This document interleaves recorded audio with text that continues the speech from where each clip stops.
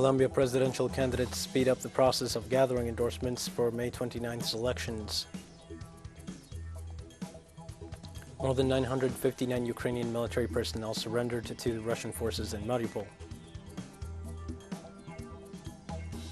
After 2 years of closure due to the coronavirus pandemic, Togo's government reopened its land borders with Ghana, Benin, and Burkina Faso.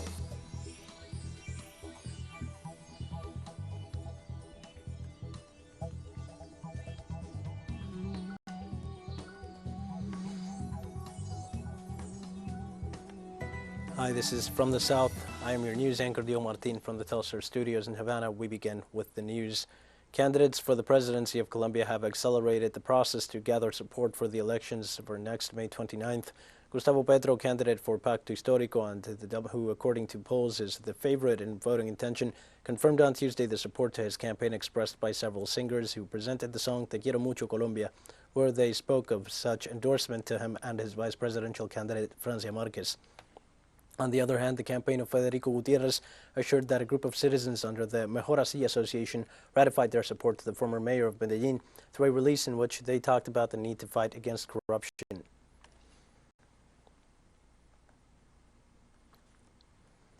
Venezuela confirmed on Tuesday an easing of the illegitimate sanctions imposed by the United States government. The executive vice president of Venezuela, Delcy Rodriguez, said that her government verified and confirmed the news that the United States of America has authorized U.S. and European oil companies to negotiate and restart operations in Venezuela. Rodriguez stressed that Washington's decision comes at a time when the South American country has taken its first steps on the road to economic recovery in spite of the unilateral coercive measures imposed by the U.S. against the Venezuelan people.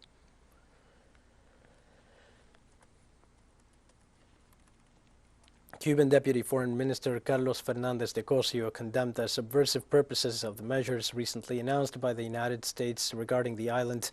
As reported by the official, the provisions have a hostile language towards the revolution and make clear the intentions to divide, destroy the unity of the people and the political system of the Caribbean nation.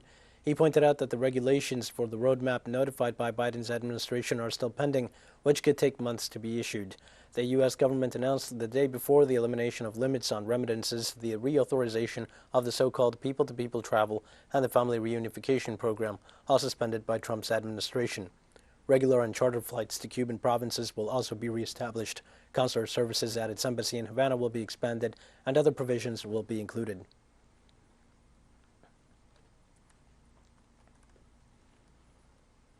Moving on, a court in Ecuador will decide whether to ratify or revoke the habeas corpus granted to former Vice President Jorge Glass. The hearing will take place in the province of Santa Elena, where the recourse was granted on April 10th. The hearing will be attended by representatives of the State Attorney General's office and the National Service of Integral Attention to Adults Deprived of Their Freedom. Also attending the trial will be 33 people who filed a motion to be able to testify before the court. Meanwhile, the German embassy in Ecuador, on the grounds of Glass being a German citizen, requested virtual access to the hearing. Glass was sentenced to prison in 2017 for the Odebrecht bribery cases after proceedings labeled as rigged both domestically and abroad.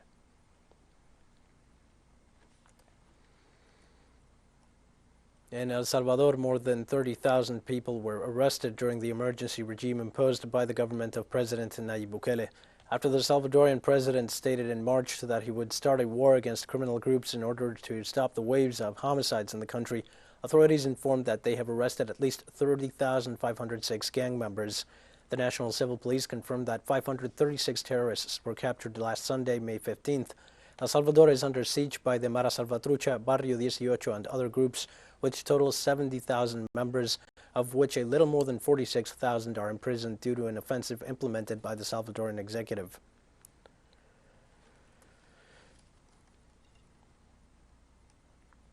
And the president of Guatemala, Alejandro Giammattei, announced on Tuesday that he will not be attending the Summit of the Americas. Thus, Guatemala joins Mexico, Bolivia, and Honduras, who may not be participating with their heads of state as a sign of protest against unilateral decisions by the U.S.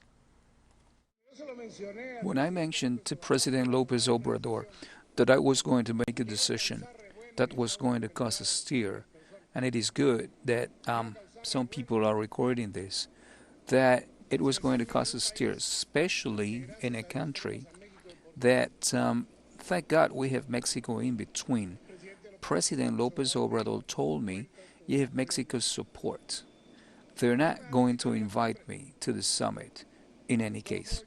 I sent a word that I am not going because I said it, and I'll say it again to the ambassador of that country. This country's size may be what it is, but as long as I am president, this country will be respected. Mexico's southern state of Guerrero decriminalized abortion in the first 12 weeks of pregnancy, becoming the 8th region in the Latin American country to do so. The state legislature said the reform, which was promoted by President Andrés Manuel López Obrador's Morena party, was approved by 30 votes in favor and 13 against. Guerrero, plagued by violence linked to drug trafficking, also has high rates of rape of women and deaths from clandestine abortions, according to local legislator Beatriz Mojica. Abortion has also been decriminalized in Mexico City and the states of Oaxaca, Baja California, Sonora, Colima, Veracruz, and Hidalgo. In September 2021, the Supreme Court declared the laws criminalizing abortion unconstitutional, authorizing the de facto throughout the country. That ruling allowed women who live in states where abortion is still forbidden to file a legal recourse to that health institutions perform an abortion on them.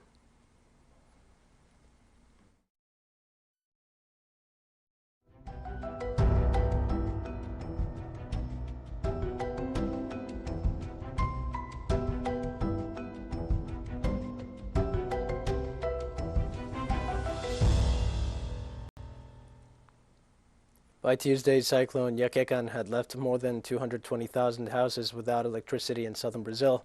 Meanwhile, cities in Uruguay and Argentina remain on alert. The subtropical cyclone Yakekan destroyed utility poles, trees, and downed electricity transmission cables in the Brazilian state of Rio Grande do Sul. Because of the storm, Brazil's National Meteorological Institute has issued an alert for 400 cities where there may occur a windstorm. Another 401 towns are said to be in great danger. In Uruguay, Yakekan left 1 dead in Montevideo and wreaked havoc in Punta del Este with winds of up to 100 kilometers per hour. And in Argentina, authorities issued a yellow alert for the city of Buenos Aires and its surroundings.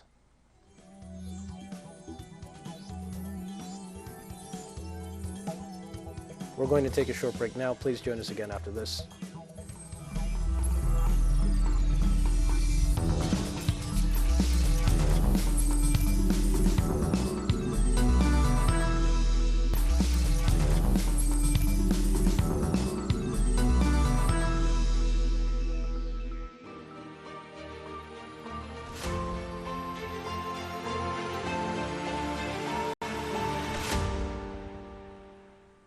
Hi, and welcome back to From the South. The Russian Defense Ministry said that 694 fighters of the Nationalist Azov Battalion and other Ukrainian military blockaded the Azovstal steel plant in Mariupol laid down their arms in the last 24 hours. This was stated by the spokesman of the Russian Defense Ministry, Igor Konashenkov, who said that among the fighters there were 29 seriously injured. He also specified that since May 16th, a total of 959 fighters surrendered, including 80 wounded, 51 of whom needed medical help and were admitted to a hospital in the city of Novoazovsk of the Donetsk People's Republic. The Azovstal steel plant is the last stronghold of Ukrainian forces in Mariupol, a city on the coast of the Sea of Azov in southern Ukraine, liberated by the Russian army and the Donetsk People's Republic in April.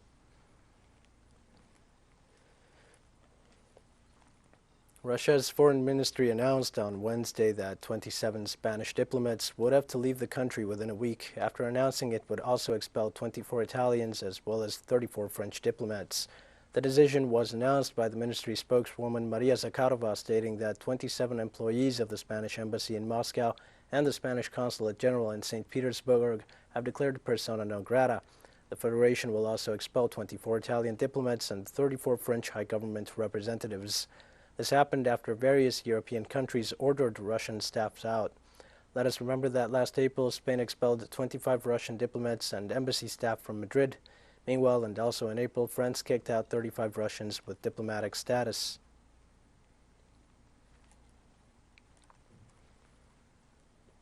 In Russia, the central bank announced that Moscow's current account surplus more than tripled in the first quarter of this year, reaching at least $95.8 billion. Officials said on Wednesday that a steady inflow of energy export earnings and other export revenues, along with tight capital controls, helped support the ruble, making the Russian currency the world's best-performing currency in 2022. The central bank did not disclose an exact figure for April, but reported a surplus of more than $58 billion for the first quarter, which means last month's figure could be around $37.6 billion.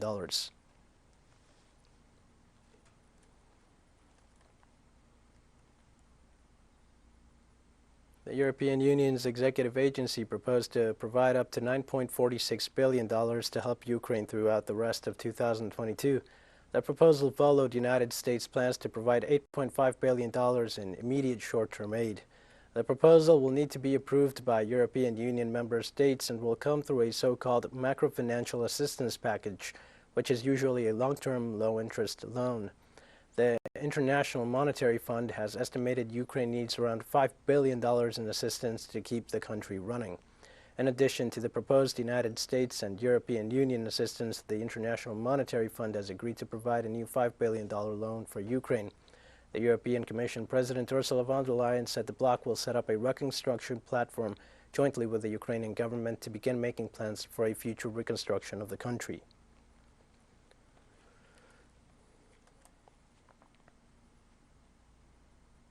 Finland and Sweden formalized in Brussels their request to join the North Atlantic Treaty Organization. The ambassadors of Sweden and Finland to NATO delivered their application to join the alliance on Wednesday at the Transatlantic Organization's headquarters in Brussels, where they met with Secretary General Jens Stoltenberg. The event took place early Wednesday after the Finnish parliament approved membership and the Swedish government communicated its decision to apply for membership.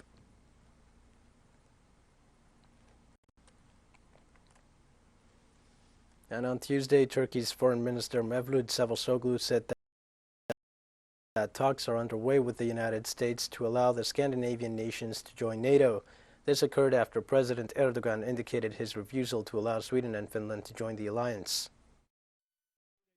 We want to solve the problems we have in our relationship with the United States.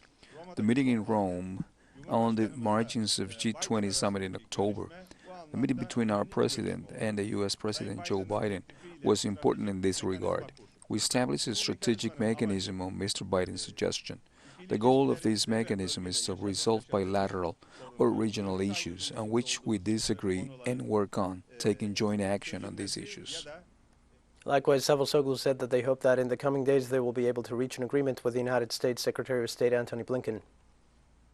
We held an initial meeting in Ankara between deputy foreign ministers, following tomorrow's meeting with the U.S. Secretary of State Antony Blinken. On the foreign ministerial level, it is our hope to have a meeting on the leadership level this year. Within this framework, I hope that by proceeding in a result-oriented way within this mechanism's framework, we're able to resolve or minimize our issues and also expand our cooperation. We have more news coming up after a final short break. Please stay with us.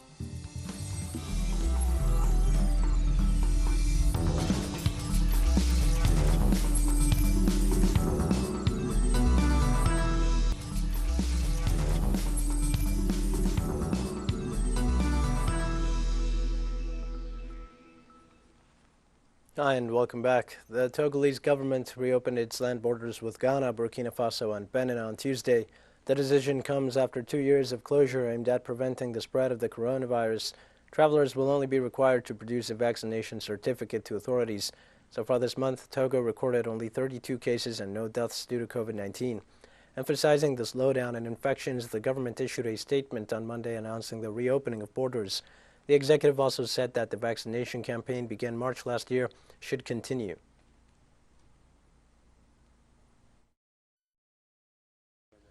It's been 2 years since I came to Lomé, so I saw that on Facebook that the border is open, and I came to see my families in Lomé.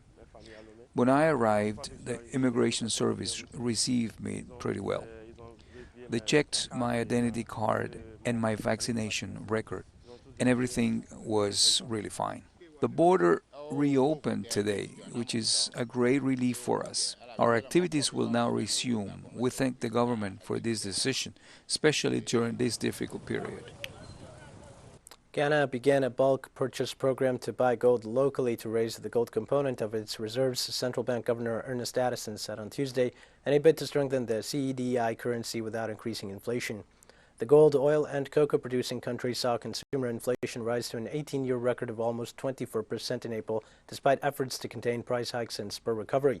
We have started a bulk purchase program domestic where we buy gold locally and try to raise the gold component in our level of reserves. This is where the currency focuses, Addison said at a conference.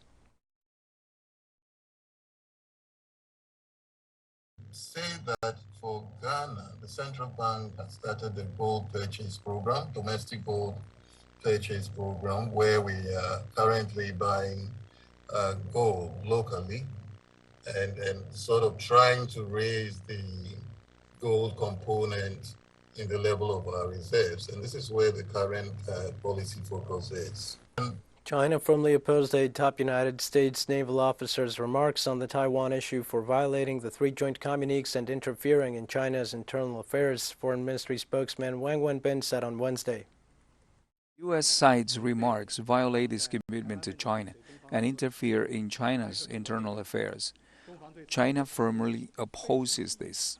By going back on its words, the U.S. will not only damage its own image, but also pay a corresponding price. Breaking promises on the Taiwan issue is bound to be punished by history. We urge the U.S. side to strictly follow the One China principle and the provisions of the three China-U.S. joint communiques and implement its statement of not supporting Taiwan independence, so as not to seriously damage China-U.S. relations and peace and stability across the Taiwan Strait.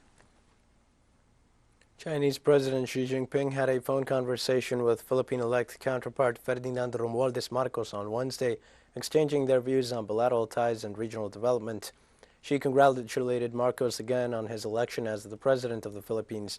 He stressed that Marcos has participated in and witnessed the development of China-Philippines relations, calling him a builder, supporter, and promoter of the China-Philippines friendship.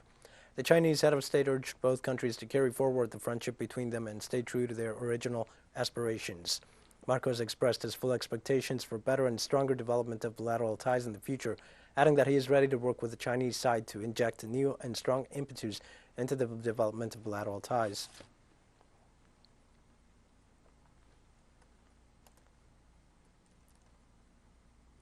Philippines poll body proclaims the 12 senatorial winners in the country's elections after the national turnout last week saw Ferdinand Marcos Jr., the son and namesake of the late Philippine dictator, being elected as the next president.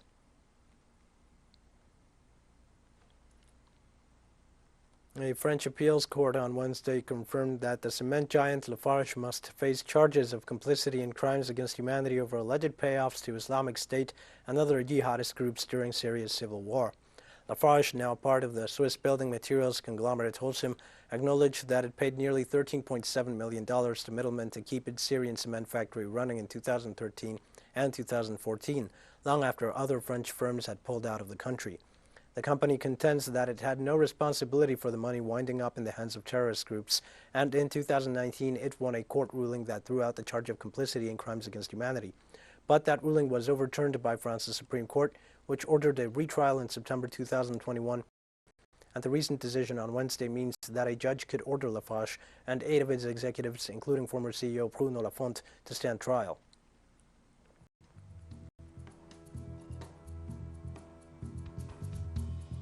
With that, we've come to the end of this news brief. Remember, you can find these and many other stories on our website at Tell Us in English. You can also join us on social media for all the latest news. We're on Facebook, Twitter, Instagram, and Telegram. For Tell Us in English, I am Dio Martin. Thank you for watching.